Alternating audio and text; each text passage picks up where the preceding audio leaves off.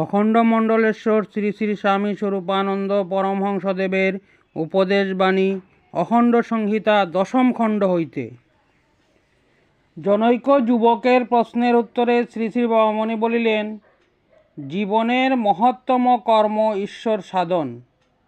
এর চেয়ে বড় কর্তব্য আর কিছুই নেই। কিন্তু ঈশ্বর সাধনের জন্য এই দেহটিকে রক্ষা করা কর্তব্য।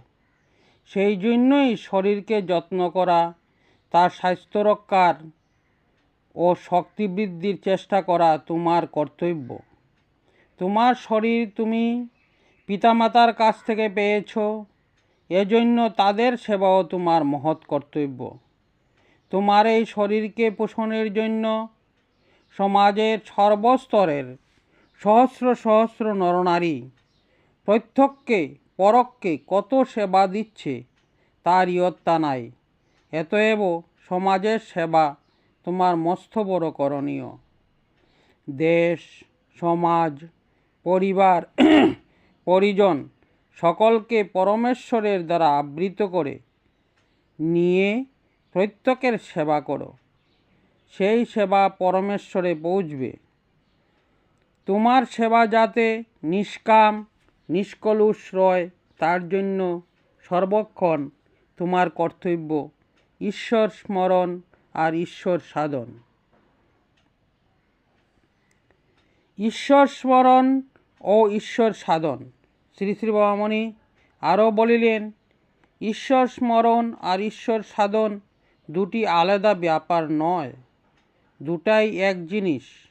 তবে স্মরণ তুমি স্বার্থ নিয়ে বা নিঃস্বার্থভাবে করতে পারো, কিন্তু সাধন সর্বক্ষণ নিষ্কাম নিঃস্বার্থ। তার প্রীতি সম্পাদনই সাধনের লক্ষ্য। তোমাদের নিজের হিত, নিজের তৃপ্তি, নিজের সুখ বা এমনকি নিজের আত্মপ্রসাদও ঈশ্বর সাধনের লক্ষ্য হবে না। দারিদ্র বিদূরণের চেষ্টা সঙ্গত। অপর একটি প্রশ্নের উত্তরে শ্রী শ্রী বাবামণি বলিলেন, যে যত দরিদ্র পরমেশ্বর তার তত আপন, কারণ দরিদ্রের অহমিকা থাকে না। যে যত বিপন্ন পরমেশ্বর তার তত নিকট, কারণ বিপন্নের আত্মাভিমান থাকে না। কিন্তু তাই বলে সাধ করে দরিদ্র হওয়া আর বিপদে পড়া কোনো কাজের কথা নয়। নিজেকে আপদ বিপদ থেকে মুক্ত রাখার চেষ্টা বা নিজের দারিদ্র্যমোচনের প্রয়াস ধর্মীয় দৃষ্টিতে নিন্দনীয় নয়। অপরের অনিষ্ট না করে যে ধনবান হতে পারে সে হোক দোষ কি? তবে এ ধনের মালিক যে সে নয়। সব ধরনের মালিক যে শ্রী ভগবান, এবং এই ধন ভগবানের সন্তানের সেবায় প্রযুক্ত হলেই সে সার্থক, একথা মনে রাখা চাই। ভগবানে আপনত্ববোধ। অপর একজনের প্রশ্নের উত্তরে শ্রী শ্রী বাবামণি বলিলেন, ভগবানকে আপন বলে ভাবতে পারলে বিশ্বভুবন আপন হয়ে যায়।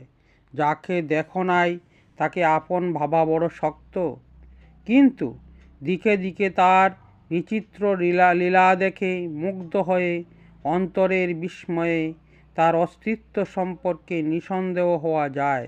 তিনি যে আছেন যুক্তি দিয়ে একথা বোঝার দরকার নেই।